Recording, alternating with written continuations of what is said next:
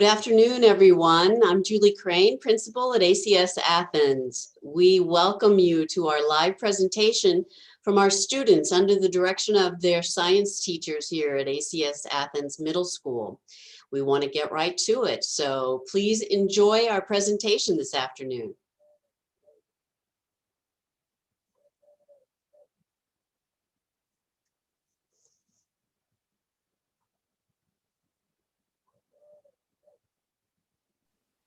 Hello, we're a group of awesome sixth graders who have come to present to you some of the amazing experiments we have conducted so far. We will also learn more about the magic of microscopes and what we can possibly see with them. We want you to see what our food can teach you about the living world and how you can turn your kitchen into a lab. So, that said, let's dive deeper into the wonderful microscopic world of bacteria, fungi, and especially with a fungus called yeast.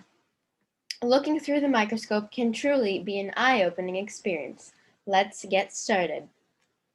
So, let's start from the basics. What is a microscope? A microscope is a laboratory instrument used to examine tiny things like our cells and bacteria, which are made of one cell. These are too small to see with the naked eye. The compound microscope is the common microscope used in the lab. It contains two lenses, which when focused and with a light source, it has the power to magnify up to 400 times. Ellie will now explain the parts of the microscope and she will demonstrate how to use it.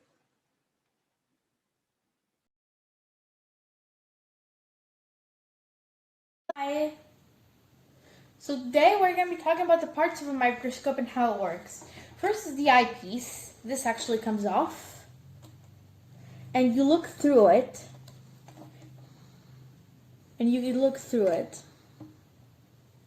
This is the focuser, which can adjust the focus by moving the eyepiece up and down. Some microscope focuses move the stage up and down, but this one moves the eyepiece up and down. You get the same effect. This, as if you can see, is the magnification adjuster. So you can go to 100 times, 600 times, and 1200 times. This is the arm, which is used to carry the microscope and also hold it together. Some microscopes, like this one, allow the arm angle to be adjusted. Next is the stage.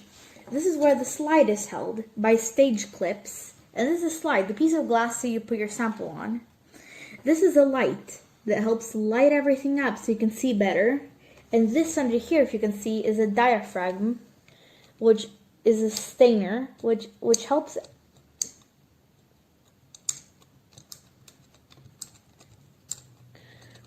stain the microscope so you can see stuff better, or you can adjust the light level coming. It's also called a diaphragm.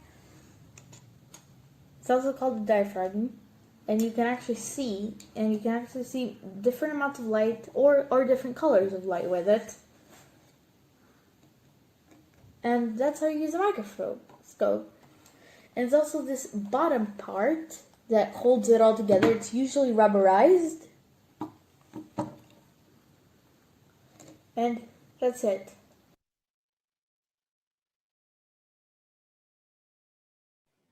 Well, if you don't have a microscope at home like Ellie, you can turn a drop of water into a magnifier.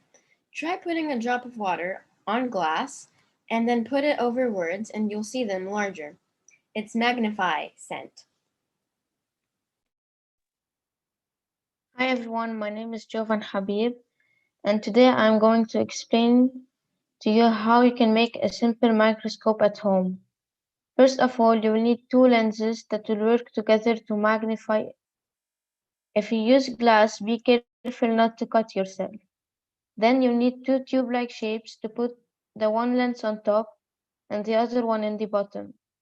You will move the tubes up and down until you get the right focus. Then You will need to use a small cardboard to put as the base of the microscope. Your microscope will be ready when the glue dries. You can try this at home. Try seeing tiny letters on it. Have fun.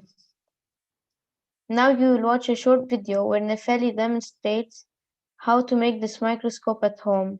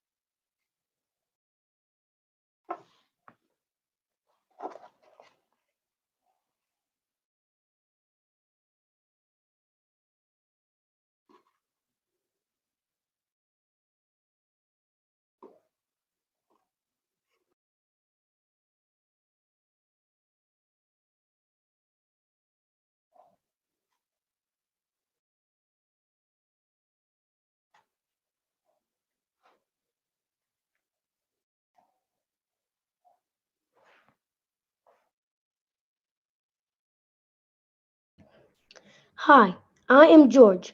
Now, our presentation will move on to the microscopic monsters that our foods can contain, and we will see under the microscope. Did you know that there are important bacteria in our yogurt? You should make sure your yogurt contains this yogurt culture. Yogurt contains good bacteria, which is really good for your digestive system and overall health. Did you know that yeast is a fungus? Did you know that this is needed to make your bread? Let's see what our classmates have to say about this. Bacteria. Bacteria are tiny creatures that can't be seen with our bare eyes. Not all bacteria are dangerous, but some of them are. We will talk about the bacteria that are useful to us. Bacteria are important to us because they make up parts of our body, and without them, our body would not be able to function correctly and fight off some diseases. To be able to see bacteria, you need a compound microscope. Even in a compound microscope, you will see how small they are and make out the shape of their cells. Yes, bacteria contain one cell. Some might be round, some like a rod, some spiral, and others like a star. Bacteria in yogurt.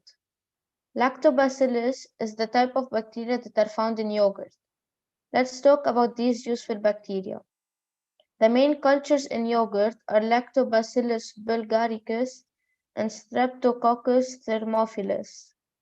The function of the starter cultures is to ferment lactose milk, which is the milk sugar, to produce lactic acid. The increase in lactic acid decreases pH and causes the milk to clot or form the soft gel that is characteristic of yogurt. The fermentation of lactose also produces the flavor compounds that are characteristic of yogurt. Lactobacillus bulgaricus and Streptococcus thermophilus are the only two cultures required by law to be present in yogurt. Well, Calliope made yogurt at home and she will inform us the process through her video. For today's assignment, I created a small story and a graph so we can learn a bit more about bacteria. So, I'm sure you learned a lot about bacteria, and maybe you've been focusing on what they look like and the diseases they provoke so far. Yeah, bacteria can be a lot of fun with like the substances they break and the products they release.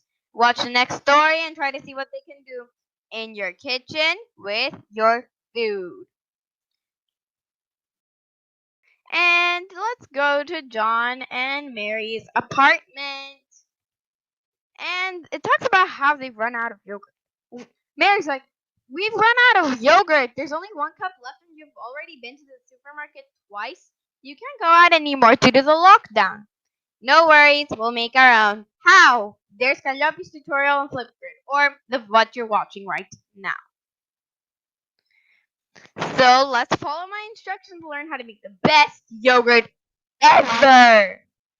So all you need is a bottle of full fat pasteurized milk and 1 tablespoon of yogurt for bacterial culture. There's me. And now let's go towards the science behind this procedure. The bacteria you see in the photos, or Lactobacillus bulgaricus, or rods, and Streptococcus thermophilus, or cocci, eat up all the milk sugars, or lactose. There's a byproduct called lactic acid, and lactic acid increases the mixture's acidity. And as a consequence, the milk's proteins, or caseins, bond and gel, and we get yogurt! Yay! Let's go to step 1. So you have to scald the milk by bringing it up to 90 degrees and leaving it there for 30 minutes. Why? We need to break the bonds of the milk's protein, or lactoglobulin, which acts like a barrier in the procedure, otherwise we'll get a broken card in the end. So I was talking about how the lactoglobulin gets denatured, and here is my result. Let's move on. And then what we have to do is that we have to cool the milk to 45 degrees Celsius. And why? We need a higher temperature, but not too hot, because where bacterial culture will thrive, it cannot thrive in a super duper hot temperature, or else it will die. We don't want the bacterial culture to be killed. Still, we need to be warm because the culture is thermophilic, or the warmer it is, the faster the bacteria will eat up all those milk sugars, or lactose, and produce lactic acid. Let's move on. Then we have to incubate, and we have to heat our ovens at 45 degrees, or just, and then why? Because we have to be patient. Bacteria need time to do their job. And then we store it in their fridge for 24 hours, and then it's ready for eating. And we don't want the yogurt to deteriorate. That's why we leave it in for a day. And there's me eating. Yum, yum, yum. Back to John and Mary. Oh my god! John's yogurt is inedible. He didn't follow Calliope's instructions. He used 3 spoons of bacterial culture and it's too sour. Yuck! Now I'll have to wait until Monday to go to the supermarket. And I need some yogurt to chill and forget my hunger. So guys, now we know more about bacteria. And thanks for your attention. And don't forget to leave a comment.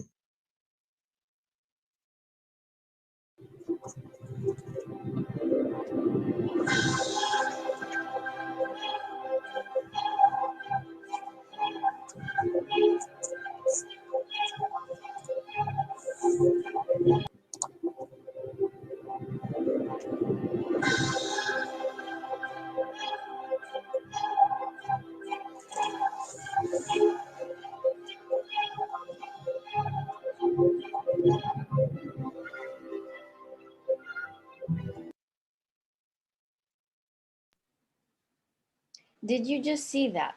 Well, those are yeasts under the microscope. Do you see their round cells? Yes. Yeasts are made up of only one cell. Let's zoom into yeast cells under first low power, which magnifies 100 times, and then high power, which magnifies 400 times. Pay attention as you need to bring the image into focus.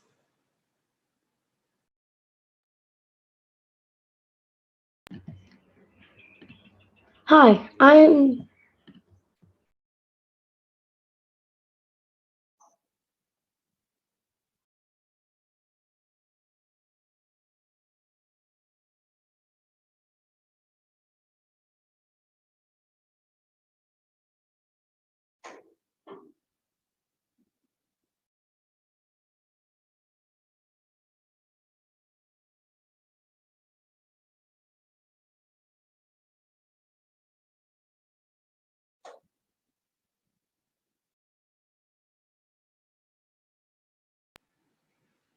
Did you like that? Well, a group of 3 sixth graders decided to do an experiment more on that. They not only looked at yeast under the microscope, but they also looked at yeast budding. What is budding? Well, this is how one yeast cell produces a new yeast cell. It's a form of cloning. Not only did they look at budding, but then they trapped the gas that yeast produce when given warm water and sugar. They measured the pressure of the gas. Do you know do you know what gas is produced by yeast? Well, think about it as you watch the picture in the PowerPoint. Pay attention as there are no words.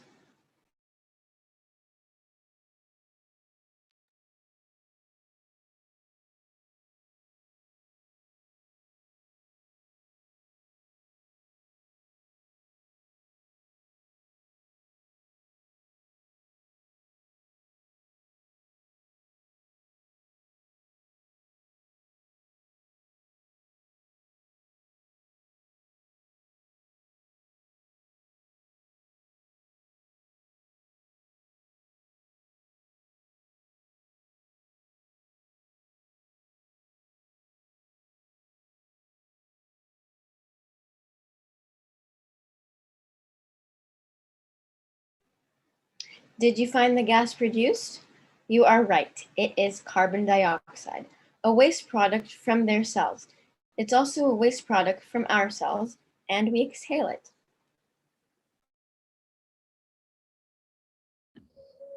Hi, I am George once again, but this time I will tell you about making bread with yeast.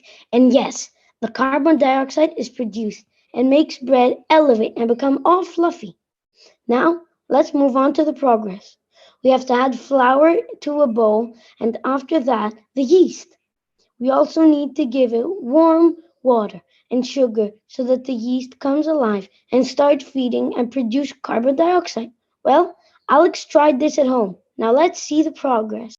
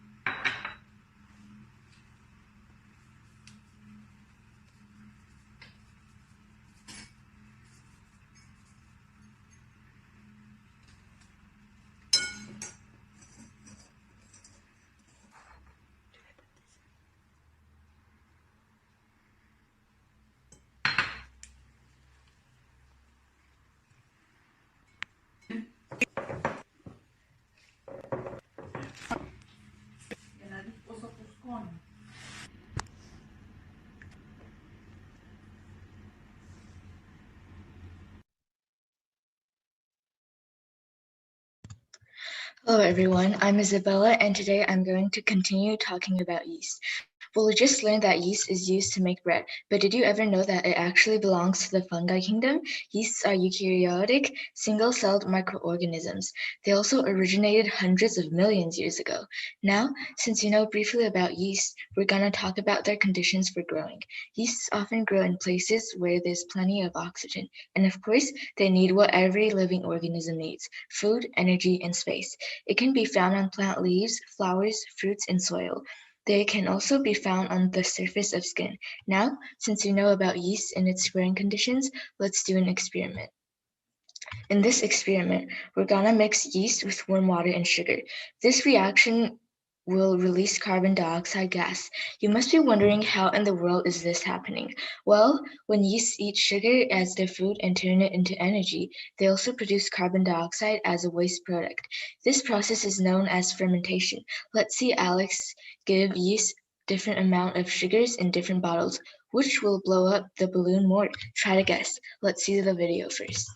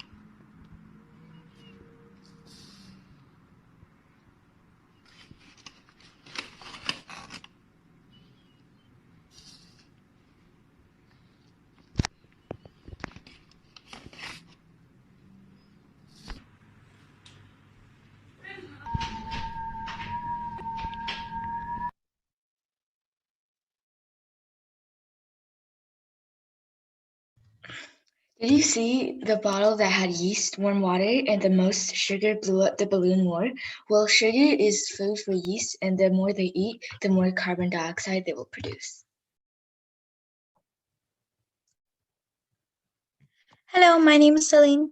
Today I'm going to talk about where we can find other fungi in our kitchens. We can find in certain types of cheese and mushrooms. Yes, a mushroom is a fungus, and they are good for our health. They give us proteins and minerals that we need in our diet. But let's look at these mushrooms a little bit more.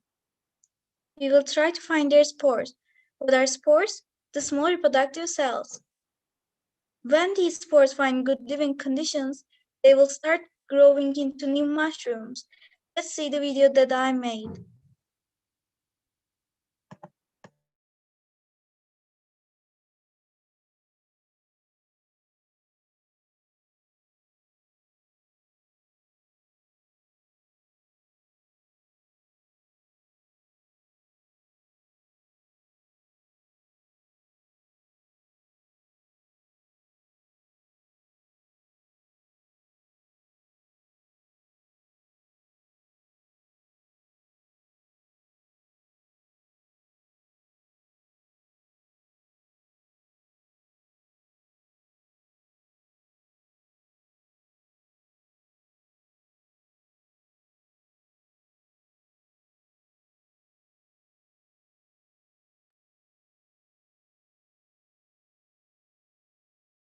Spores inside a mushroom. First, you need a blank sheet of paper and a mushroom. First, you take off this part. I have already did it. And then you take your blank sheet of paper and then take your mushroom and do this on the paper. So here is what I got.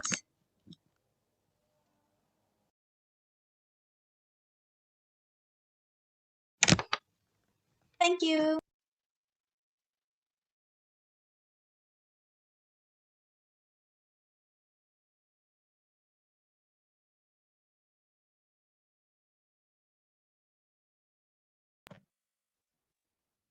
Fungi are really important to us because they eat dead organisms and nature's recyclers.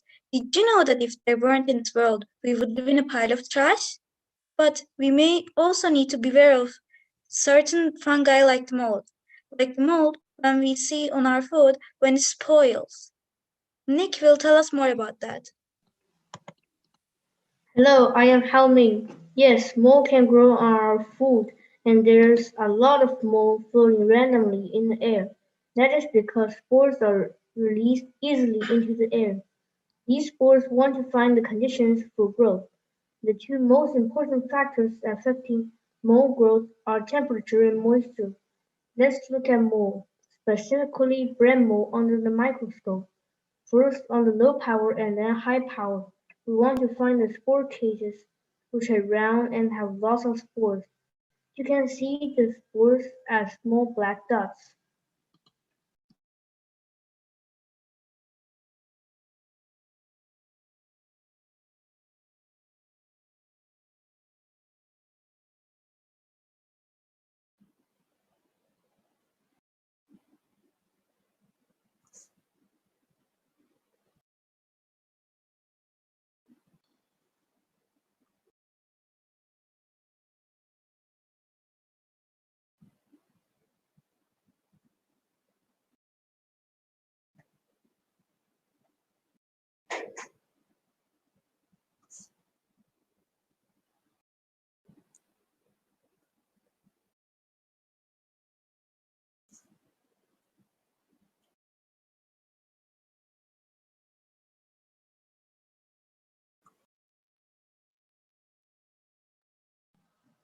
So protect your food by putting it in a cold place like in your fridge.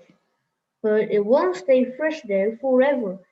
You have to eat it at some point, and it is best to eat your food fresh and not to let it spoil.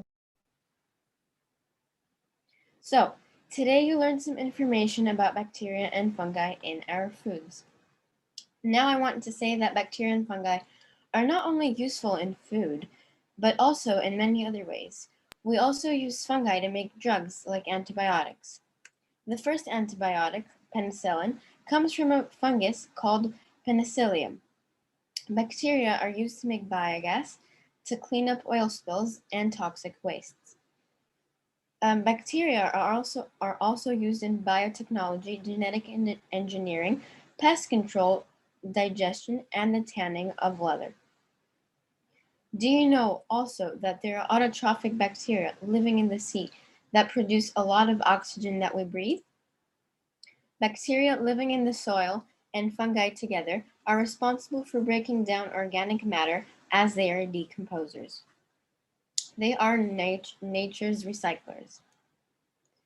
And finally, since we are at the end of our talk, we will end with a short quiz about what we learned here today.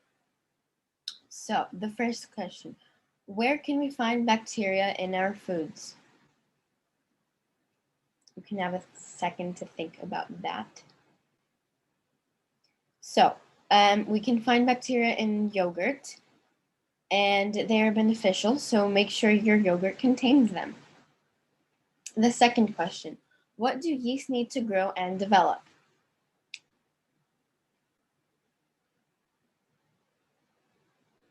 So, with warm water and some sugar, the dry yeast packs that you can buy in the supermarket can come to life, and then the magic of bread making happens.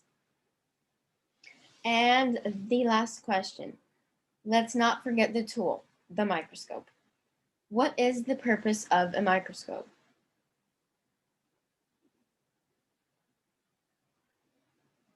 So, the purpose of a microscope is to look at things you cannot see with a naked eye. So, and they are also used to look at something closer and in more detail, like cells, for example.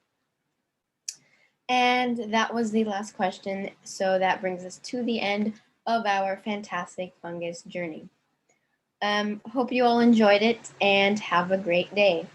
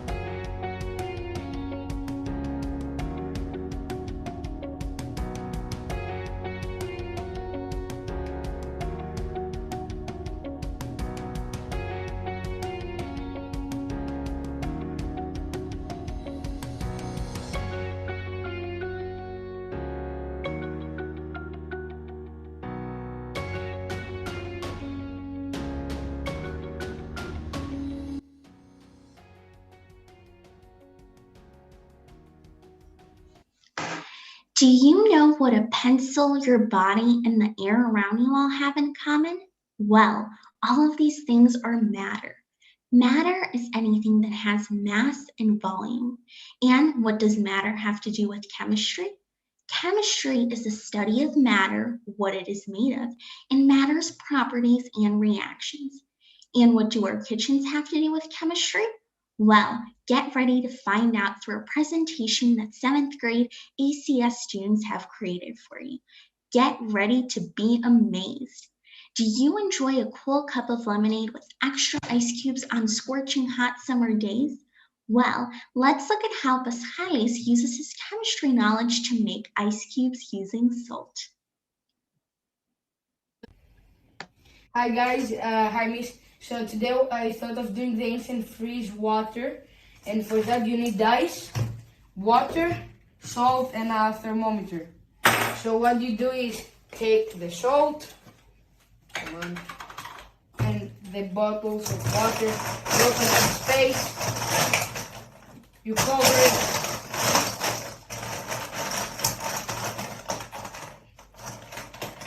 and you put some salt inside.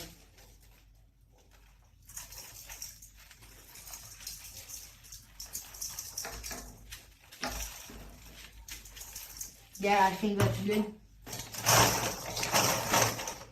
And you have to put the thermometer inside until you see that it goes to -10 degrees. Hi guys, so let's try the experiment now. I need some of that. And my water. Okay. Okay. We let it down some seconds. And we take the bottle now. Guys, get out! Oh! Oh, it's freezing! Let's go! I'm gonna open it. It's ice!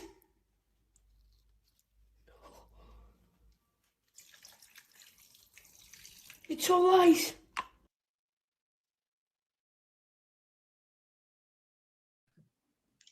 Let's start by learning more about how you can make homemade ice cream by using your chemistry knowledge. But let's first look at some history. The origins of ice cream date back to the Roman Emperor Nero. He sent his slaves into the mountains so that they could find nectar, fruit pulp, and honey. They also fetched snow to mix it with. This was probably one of the first types of ice cream ever created. But how does this change of state that creates ice cream work? First of all, let's take a look at the materials needed.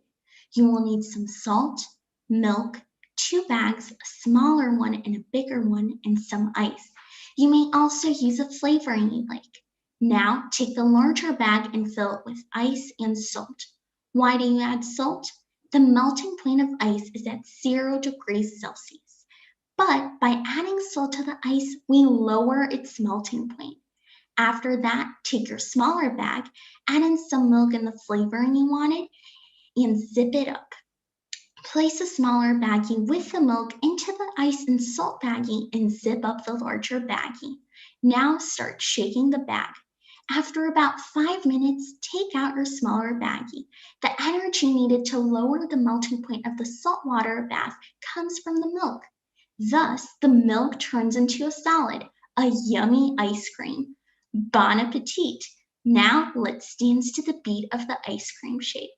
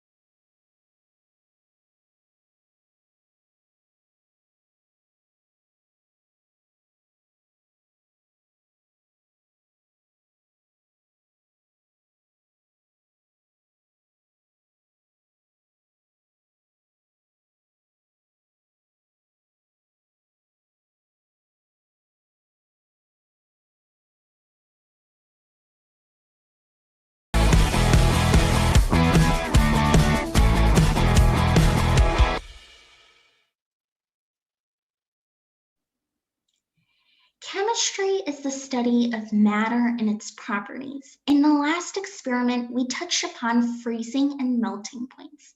These are distinct temperatures at which substances freeze or melt at. Every substance has its own freezing and melting point. Therefore, the freezing and melting point is a property. But now let's go ahead and take a look at another property, density. Let's start the story with Archimedes and the crown. Back in 287 BC, a man named Archimedes was born in the city of Syracuse in Sicily. He was a Greek mathematician, physicist, engineer, inventor, and astronomer. One day, the king of Sicily asked Archimedes to help him. The king had given a goldsmith the exact amount of gold needed to create a golden crown, and the king wanted to make sure that he hadn't been cheated. The king suspected that the goldsmith had added some silver to the crown and kept a portion of the gold for himself. So the king sought Archimedes' help. But there was a catch. Archimedes could not do any damage to the crown. One day, as Archimedes was taking a bath, he noticed that when he immersed himself into the tub, the water level rose and overflowed. He noticed that the amount of water that got displaced depended on how much of his body was in the tub.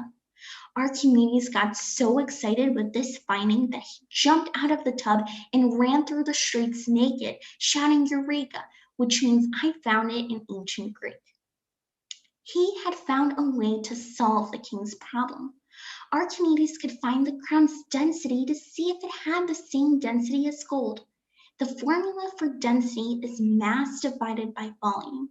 So he could use that formula to find the density. The crown shape would be the same no matter what materials it was made of, so he could find its volume. Then he could weigh it to find its mass.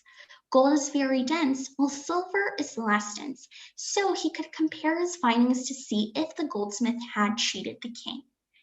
But the crown shape was irregular, making it very hard to find its volume. The solution was giving the crown a bath. By placing the crown into the water and seeing how much water had been displaced, he could find the crown's volume and thus its density. If the density was less than the pure gold, then the king would have been cheated. The story says that the king was indeed cheated based on Archimedes' findings. Today, this method of finding the density of an object is called the water displacement method, based on Archimedes' principle. Now that you have some background knowledge on density, let's go ahead and watch a video on how to calculate density, mass, and volume. First, let's see Dimitri Hanger turn into a balance that can allow one to find density. Hello everyone, the experiment I chose to do was to find an object at my house and find its density. So this is what I built. As you see, it's 2 plastic cups, 2 thick ropes, 1 hanger, and I put coins to each of them. And as you see, each one weighs more than the other. So the mass of the first one was 60 grams. And that means for this one. And the other one, which means this one, weighs 52 grams. And its density equals to 1.153. And I found this result because I do 60 divided by 52. Thank you.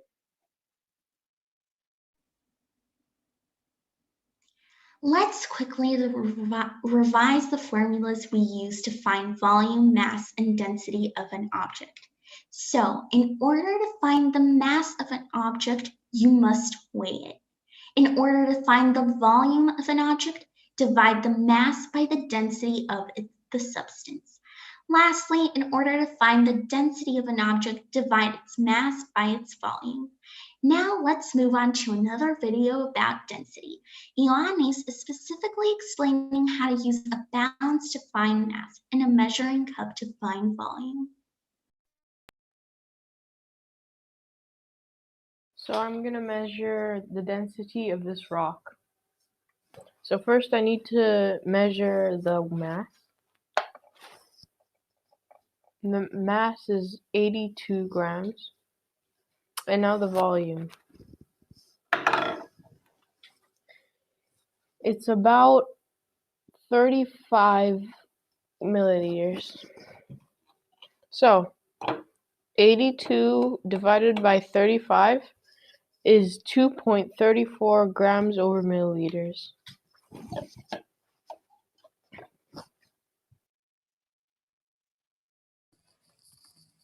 Now, what about making a density liquid layer in your kitchen?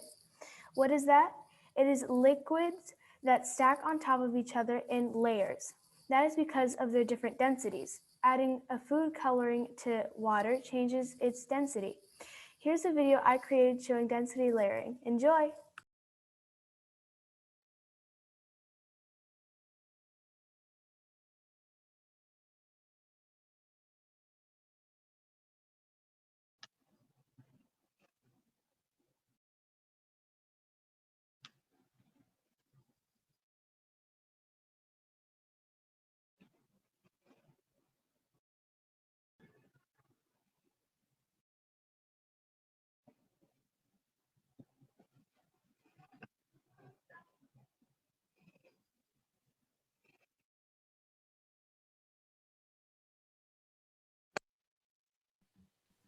Let's continue by learning something about solids, liquids, and gases.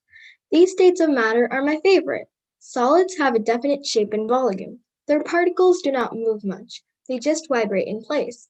Some examples of solids are ice, bricks, rocks, books, etc. Liquids have a definite volume but not a definite shape. That means they can take the shape of any container they're poured in. Their particles move more freely than the solid, but not too much. Some examples of liquids are water, juices, shakes, milk, etc. Gases are way different from the rest. They do not have a definite shape nor a definite volume. Their particles move freely, taking all space available. Some examples of these are oxygen gas, hydrogen gas, carbon dioxide, etc. Now, let's talk a little bit more about solids and forces. Let's take a look at an experiment known as the inseparable book experiment. In this experiment, you have to take two books, preferably of the same size. Then, you have to overlap the pages of the books. After that, if you try to pull them apart, they will not separate easily. This happens because of friction. Friction is a force between two surfaces that works in the opposite direction. It always slows a moving object down.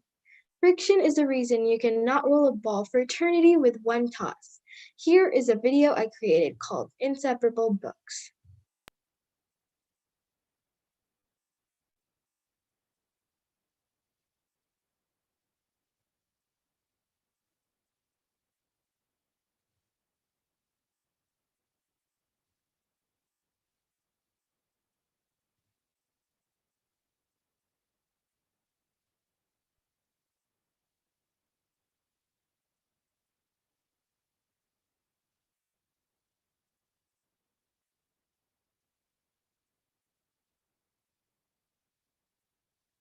Enough with all of that. Let's look at another experiment. This experiment is called a coin tower. You only need two materials, some coins and a knife. First, you'll have to stack the coins so that they look like a tower. Then, if you take a knife and swipe it at the bottom of the coin tower, only one coin will be removed and the rest of it will remain standing. Why? Well, this happens because friction doesn't get enough time to keep the rest of the stack moving. Let me explain it in a simpler way. If you swipe the knife slowly, all the stack of coins will fall as friction gets enough time to make the coins move. If you do the same thing but faster, only one or two coins will get removed and the stack of coins will remain standing as friction does not get enough time to make all the coins move. Cool, isn't it? In this video, Alexia is having fun experimenting with coins.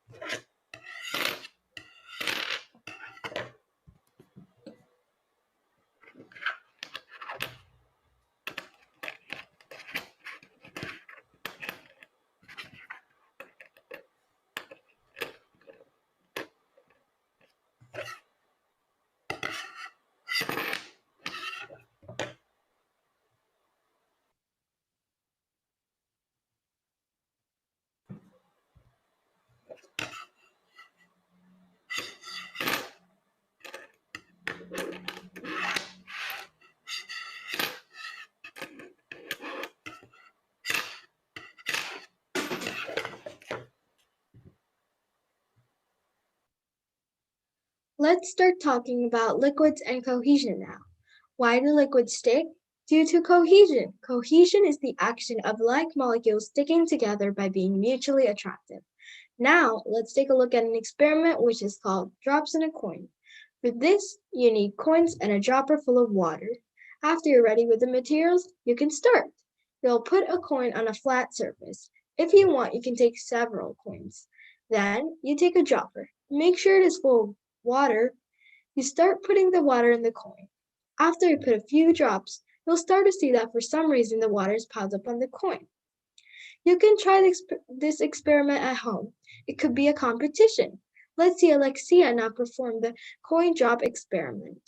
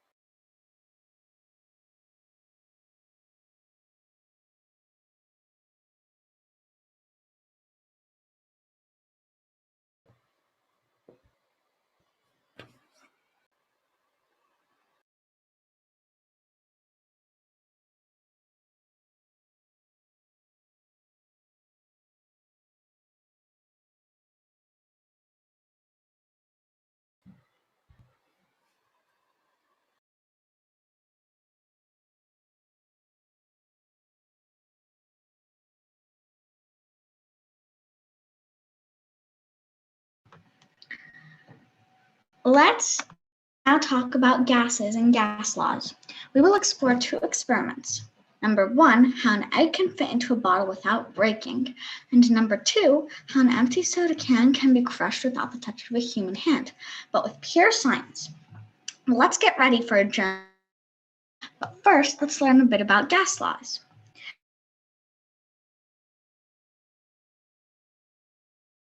Boyle's law. At constant temperature, the pressure, P, of a gas is inversely proportional with its volume, V. The second gas law is Charles' law, which states that at constant pressure, the volume, V, of a gas is directly proportional to its temperature, T, or V divided by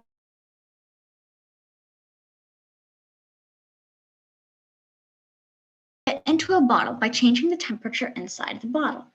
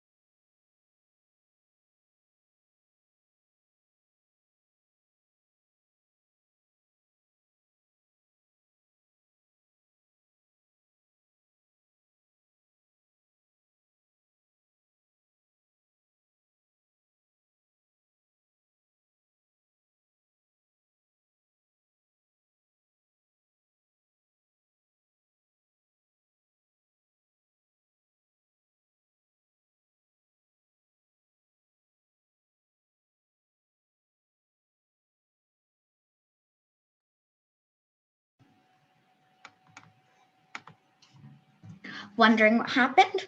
When the experiment started, the air pressure inside the bottle was the same as the air pressure outside of the bottle because the air inside the bottle and outside the bottle were at the same temperature. After Fudge placed the burning paper in the bottle, the air inside the bottle began to heat up and expand. A few seconds after the egg was placed on top of the bottle, the fire went out and the paper stopped burning. This caused the air inside the bottle to cool down and contract. When the air contracts, the air pressure inside the bottle becomes less than the air pressure outside the bottle. This gives a higher air pressure outside the bottle the opportunity to push the egg down inside the bottle. Our second experiment is called can crush. Let's see Vasiliki step into the kitchen and do some science magic and crush the can without touching it.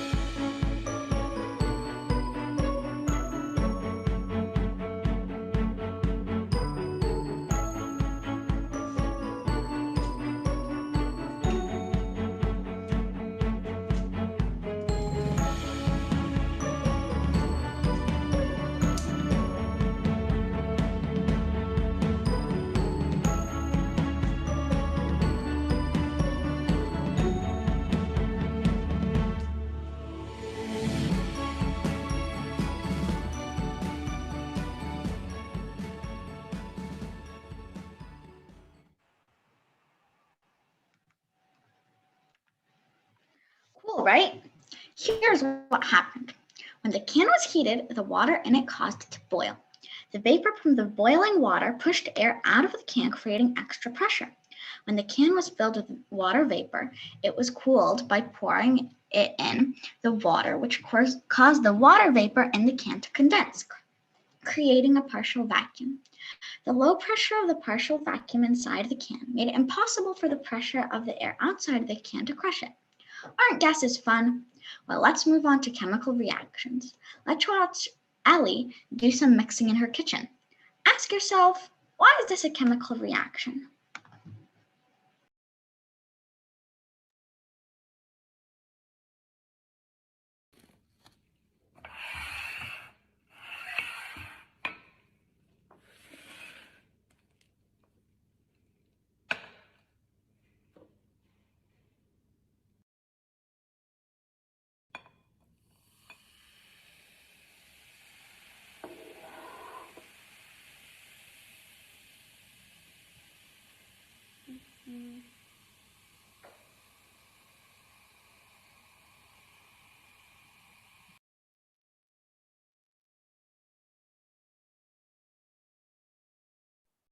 Have you ever thought of mixing everything in your kitchen and seeing as a kid and see what happens? Maybe not, and that's okay. But I like fun, so Ellie mix in her kitchen 2 ingredients. But now we'll get 3 basic ingredients and see what happens when we mix them. For this experiment, you'll need your glass kitchen acid called acetic acid or vinegar, your classic kitchen base, baking soda, or sodium bicarbonate, and add a value to that. For the experiment, let me explain. Acids and bases are very different. So if you mix them up, they'll break up and rearrange to make a new substance, which is going to be salt, and they'll also release gas. You put the vinegar in the container, then the baking soda, And this is the big mess that you have now made. Fizzing, gas releasing, colliding, rearranging. But what if we trap all that gas to make it more useful? Let's see Alexia try this experiment.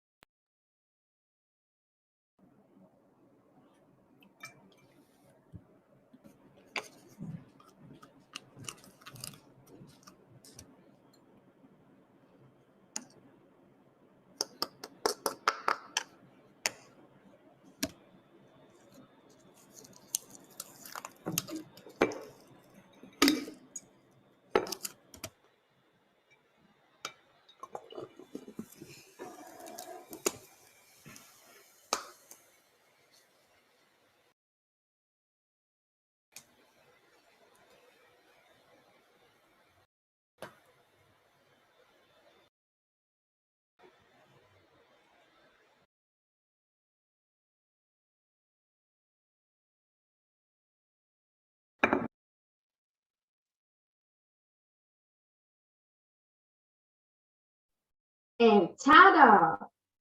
You got fizzing, gas releasing, colliding, and rearranging that make the balloon get bigger. The carbon dioxide gas surely got trapped in here.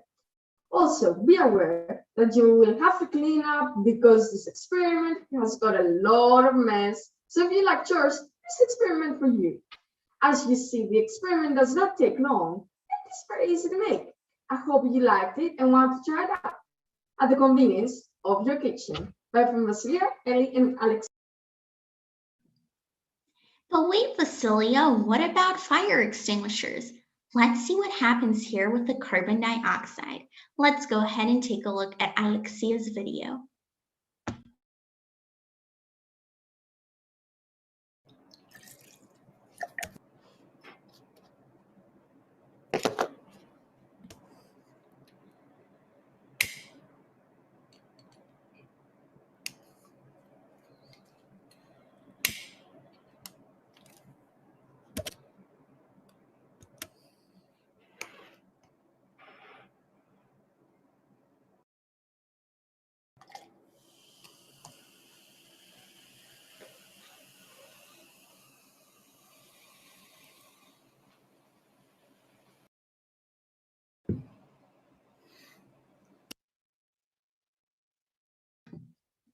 So carbon dioxide extinguishes fire, you may ask?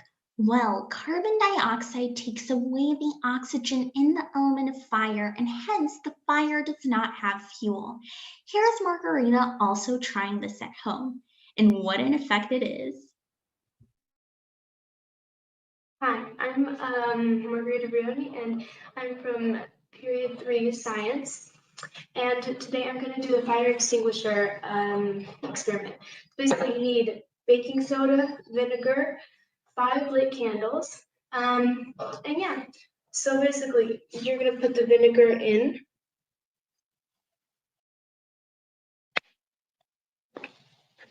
You wait until it bubbles, and then after you wait a little bit.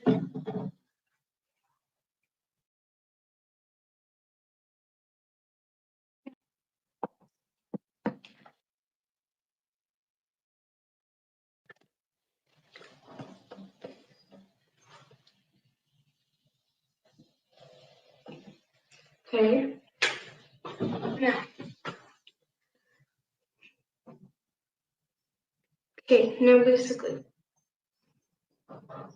the whole point of this is going to extinguish the fire.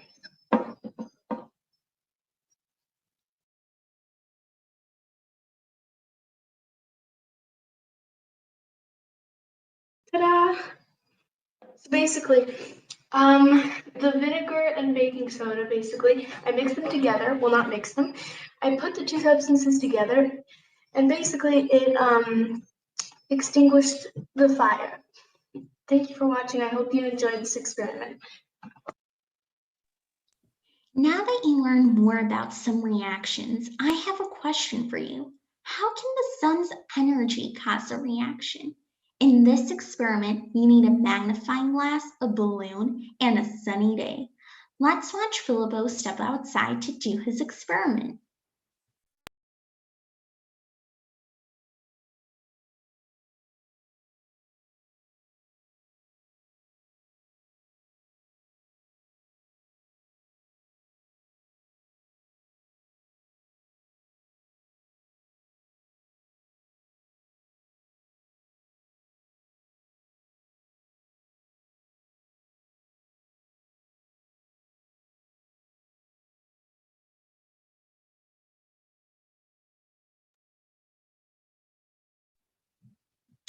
Let's go ahead and look at what you have to do for this experiment. First, blow up the balloon, but do not tie off the end. Now use a magnifying glass to focus sunlight on the balloon. When you use the magnifying glass to create a spot of sunlight, that spot becomes incredibly hot. It's a perfect way to start a fire. Pop! Because of the sunlight's thermal energy, the balloon popped. So chemistry can be found all around us. You can perform chemistry experiments at home with things that you can find right inside your kitchen. We all hope that you learned something new today and that you got excited about chemistry. I would like to say a chemistry joke, but I probably won't get a reaction. Hopefully, if you try these fun experiments at home, you get a reaction. Here is one experiment that you can try right now. Can you get the coin to fall in the glass?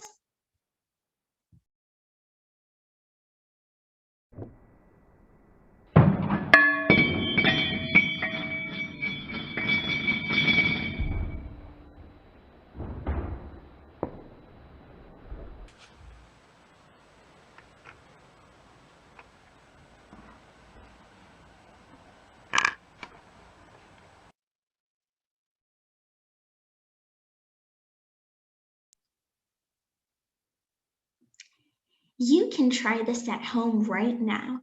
Thank you for listening.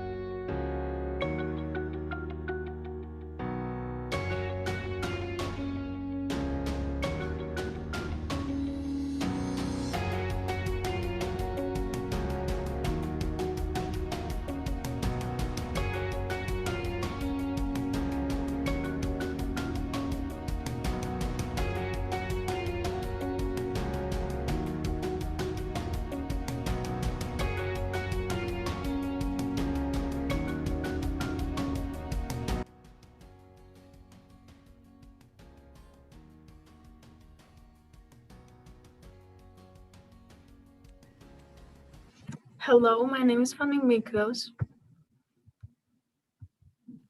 And I'm Ileana Liceos. Today we're going to be talking about food labels and how to read them.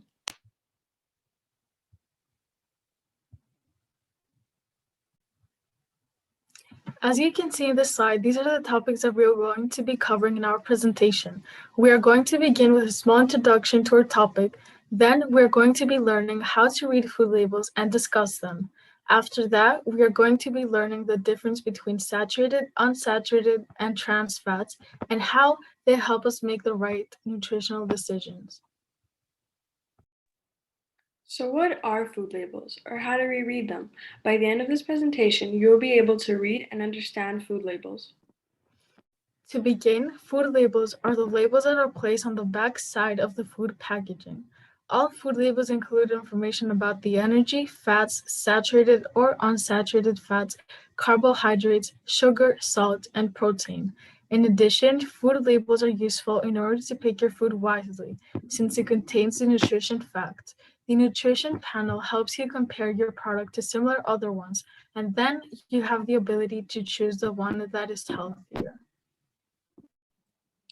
In a food label, you see different sections. For example, under the total fats section, you see saturated fats and trans fats. Saturated fats are unhealthy and mostly found in butter, cheese, red meat, and palm and coconut oils. Trans fats are also unhealthy and mainly come from animal products such as meat and dairy. Another section is total carbs, or carbohydrates. It contains dietary fiber, total sugars, and included added sugars. You can see that for each one, there's a number of grams which converts to percentage. In this slide, we are going to discuss the most important facts that have to do with reading food labels. Food is fuel. The body burns food to live. Food is fuel in the body in the same way gas is fuel for a car. And as the car moves on the road, the body burns food and releases energy as you go about your busy day. Fuel is burned. This creates energy or calories. The amount of energy obtained from digesting a set amount of food is called the calorie. The longer the trip of the car, the more fuel or energy it needs. In a similar way, the more active you are, the more calories you burn. Know the type of fuel or calories you're burning. There are three main ingredients in food that provide us energy: fats, carbohydrates, and proteins. If you add all three of these ingredients together, you can calculate the total calories. Carbohydrates are nutrients that are broken down into sugar by the body. If you are running a race that requires a lot of energy in a short period of time, carbohydrates are a good choice. However, if not burned right away, carbohydrates are stored almost immediately. Protein is another ingredient in food that provides us with calories. Protein provides good energy levels, keeps your weight steady, and allows the body to repair itself and stay healthy for many years. The ingredients in the food you are eating are at the bottom of the nutritional label. Let's talk about fats. To begin, there are three types of fats: the saturated fats, the unsaturated fats, and the trans fats. The unhealthier one of the three are trans fats. Trans fats are made by adding hydrogen in order to become solids. There are two types of trans fats: naturally occurring fats and artificial trans fats. Naturally occurring fats are fats that are produced by animals, for example, milk, eggs, meat products, etc. Artificial fats are fats that are created in an industrial process, such as cookies, crackers, frozen pizza, and many more. Moving on, saturated fats are unhealthy fats which are mostly solid and at room temperature, including butter, cheese, coconut oil, etc. Also, unsaturated fats are fats that are made up of glycerol and fatty acids and are healthier than saturated fats. Lastly, unsaturated fats are usually liquids at room temperature. Some examples of unsaturated fats are olives, avocados, nuts, etc. In this picture, we can see which fats we should and which we shouldn't eat. First off, as we said in the previous slide, trans fats are the unhealthiest type of fats in which we should avoid eating in our daily lives, or we should eat mostly 2 to 3 times a week. Trans fats include cakes, cookies, french fries, fried food, mostly ready meals, hydrogenated vegetable oils, etc. Next, we have saturated fats. Saturated fats are healthier than trans fats, but we still need to limit the amount that we eat every day. There are two different types of saturated fats: vegetable fats and animal fats. Vegetable fats include coconut oil, palm oil, etc. Animal fats include fatty meat, butter, cream, cheese, milk, etc. And lastly, as we said in the previous slide, unsaturated fats are the healthiest of all. As we can see in this image, unsaturated fats are also split into two sections: polyunsaturated and monounsaturated fats. Polyunsaturated fats include corn oil, sunflower oil, seeds, and more. On the other hand, we can see that monounsaturated fats include olive oil, peanut oil, sesame oil, avocados, nuts, etc.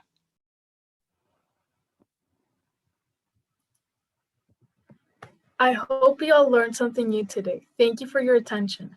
Moving on to Elena and Leticia and their iodine starch experiment.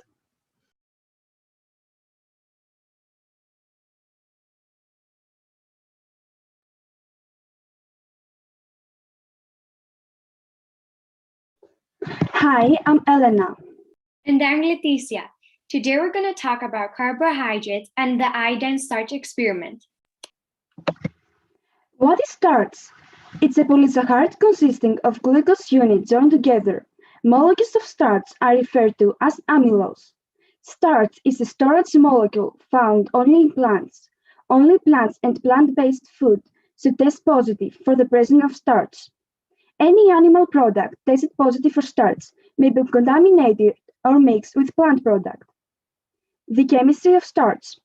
It is a polymeric carbohydrate consisting of numerous glucose units joined by glucosic bonds, and it's a polymer. This polysaccharide is produced by most green plants as an energy storage. It's the most common carbohydrate in human diets, and it's contained in large amounts in staple foods like potato, corn, rice, and wheat. The uses of starch. Starch is converted into sugars, for example by malting and fermented, to produce ethanol in the manufacture of beer, whiskey, and biofuel. It's processed to produce many of the sugars using processed food. Next slide. Enzymes. The enzymes that break down or hydrolyze starch into the constituent sugars are known as amylases. Alpha amylases are found in plants and in animals. Human saliva is rich in amylase, and the pancreas also secretes the enzyme. Next slide. The starch iodine test. The iodine starch test is a chemical reaction that is used to test for the presence of starch. The combination of starch and iodine is intensely black-blue. Note that the iodine test of starch can be performed easily in light-colored food, such as spaghetti, potatoes, and bread. The light color makes the observation of a color change more evident. Now let's move on to Leticia.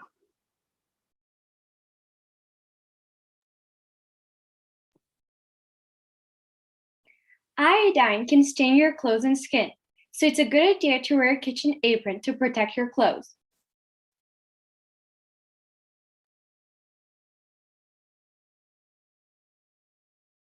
You should also wear a pair of gloves to protect your hands.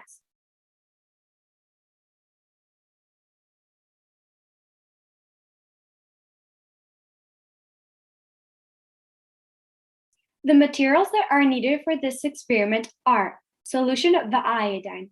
If you don't have any iodine solution at home, you can use an equivalent, such as betadine.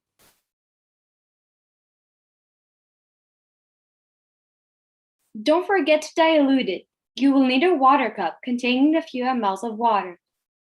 We can see here Elena adding a few drops of betadine in the glass of water. This way, the solution is diluted. Use a spoon to mix the solution.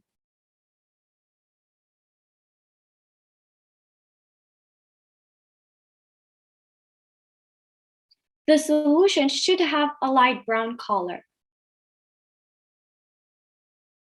You also need 3 pieces of bread and a plate. Place the first piece of bread under your tongue and keep it in your mouth for more than a minute.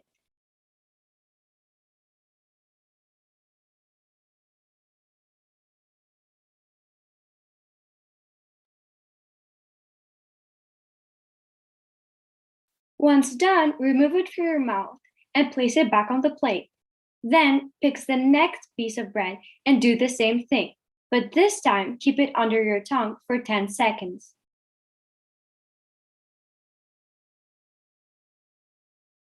Once again, place it back on the plate. The third piece is left untouched. Using the spoon, pour a few drops of the diluted iodine solution on each piece of bread. First, on the piece that was in your mouth for 1 to 2 minutes. As you can see, we didn't have a change in color for the bread that was kept longer inside Elena's mouth. That means that there was no starch left, since it all broke down to glucose because of the amylase of the saliva.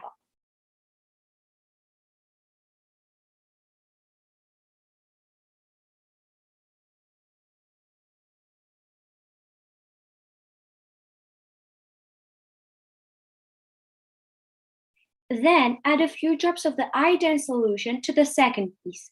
As you can see, we had a slight change of color for the bread that was kept under her tongue for 10 seconds.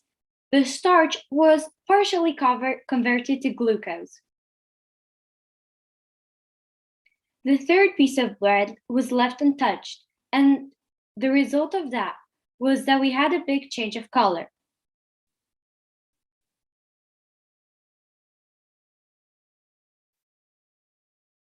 As you can see, the color of the bread changed to blue-black. The bread that was left untouched had the biggest change in color. The reason for this is because the third piece of bread didn't come in contact with saliva. However, the piece of bread that had absorbed the most saliva didn't have a change in color because saliva and the amylase enzymes break down starch to glucose. Moving on to the next experiment. The materials that are needed for this experiment are pasta, cheese, butter, a slice of ham, 3 pieces of banana, a pear, nuts, and a rice cracker. But it's not necessary to use these types of food. You can use whatever you have at home. It's a good idea to place the food samples on a dish so that the iodine solution doesn't stain your kitchen. We can see here Elena adding a few drops of the iodine solution on top of the pasta, which causes a change of color. As you can see, the color of the pasta changes to blue, which means it's a positive test and that there is starch inside the pasta.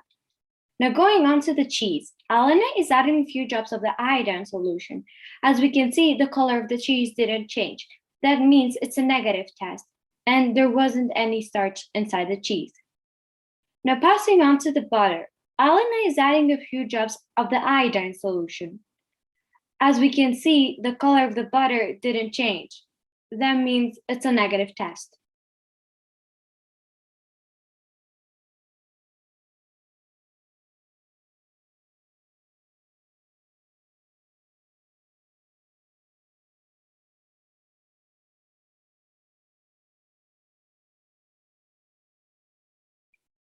We can see here Elena adding a few drops of the iodine solution on top of the slice of ham.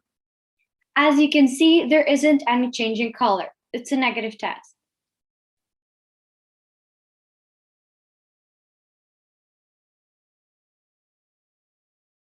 Now going on to the 3 pieces of banana.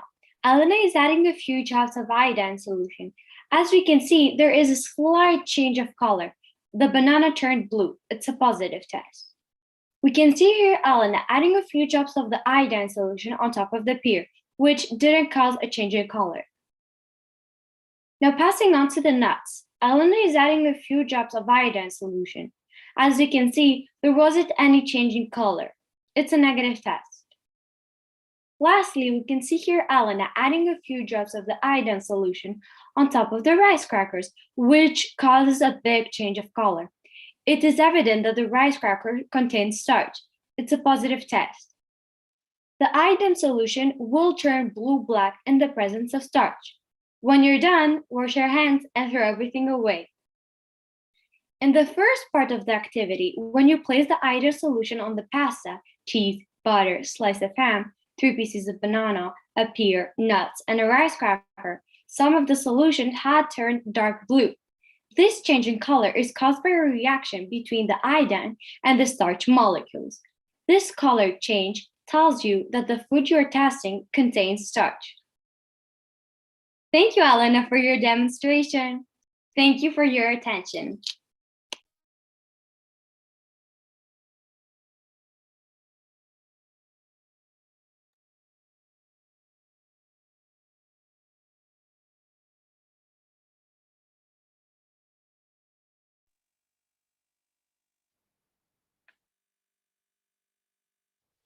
Can Calorimetry by Alex and Daedalus.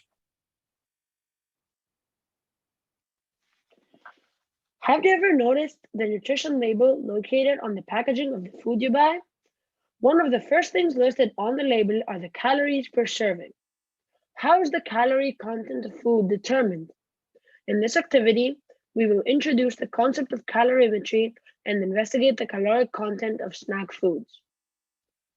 First, let's talk about the background theory. The law of conservation of energy states that energy cannot be created or destroyed, only converted from one form to another. This fundamental law was used by scientists to derive new laws in the field of thermodynamics, the study of heat energy, temperature, and heat transfer. The first law of thermodynamics states that the heat energy lost by one body is gained by another body. Different materials have their own unique ability to retain heat energy. Some materials, like water, can gain a large amount of heat energy without a significant change in temperature, while other materials, such as metals, will have a more dramatic temperature change for the same amount of heat energy gained. This property is based mainly on the structure of the material, the size of the atoms and the molecules, and the interactions between them. This is known as a specific heat of the substance. The specific heat is defined as the heat energy required to raise the temperature of 1 gram of a substance by 1 degree Celsius. The unit of energy commonly associated with the heat is called the calorie. Water has a defined specific heat of 1 calorie per gram per degree Celsius. So it takes 1 calorie of energy to raise the temperature of 1 gram of water by 1 degree Celsius. A kilocalorie of food, or calorie written with a capital C, is equal to 1,000 calories. With the specific heat of a substance known, the amount of heat energy gained or lost by a substance can then be calculated if the temperature changes is measured. In this experiment, the specific heat of water and its change in temperature will be used to determine the caloric content of a food sample. During calorimetry, food burned and its stored energy is quickly converted into heat energy and products of combustion, carbon dioxide and water. The heat energy that is released is then transferred into the water above it in the calorimeter. The temperature change in the water is then measured and used to calculate the amount of heat energy released from the burning food. So how do we know how many calories there are in different snacks? Following are the instructions for determining for yourself the calories in the food you eat using simple kitchen materials.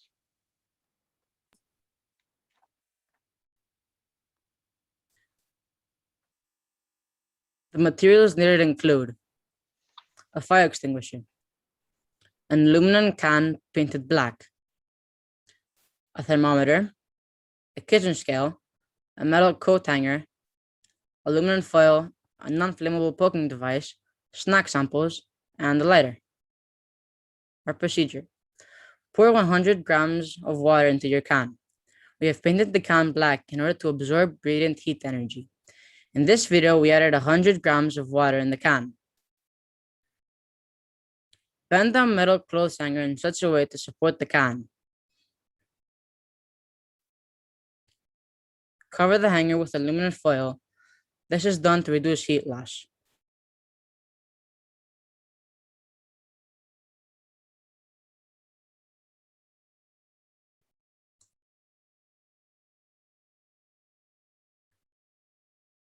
Hang the can to the hanger.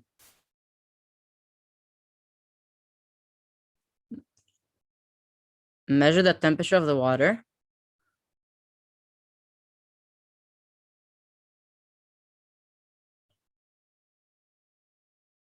Record all your measurements.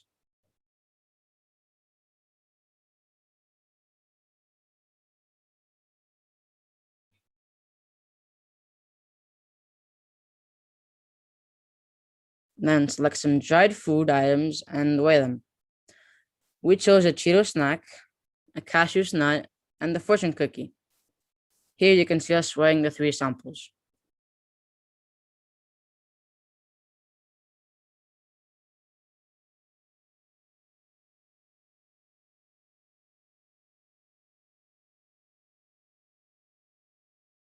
Poke the food item and light it on fire. Let the flame heat the water. Hold the burning food item under the can until it completely burns out. You will be amazed how much heat there is in a single nut. Measure the temperature of water after the food item has finished combusting. Don't forget to record your data. Repeat for the other snacks. Wait for each snack to completely burn. The data recorded should include the name of the food item, its mass in grams, the amount of water in the can, in our case it was 100 grams, and the initial temperature of the water and the final temperature of the water after each combustion.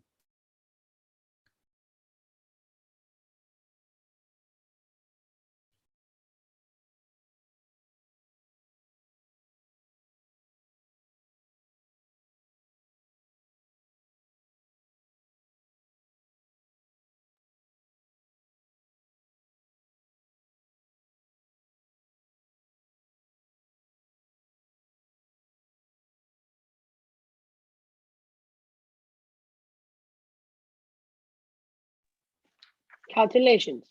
After you have finished with the experiment, you can calculate the amount of calories per snack. Here are the steps for converting this data into an actual number of food calories per gram for each snack. You can calculate the calories of each snack by dividing the temperature difference over the mass of the snack multiplied by 10. We found that the kilocalories of Cheetos are 4.3 per gram. For the cashew nuts, they are 2.9 kilocalories per gram, and for the fortune cookie, it is 0.9 kilocalories per gram. By using can calorimetry, you can measure the amount of calories in any snack. Thank you for your attention.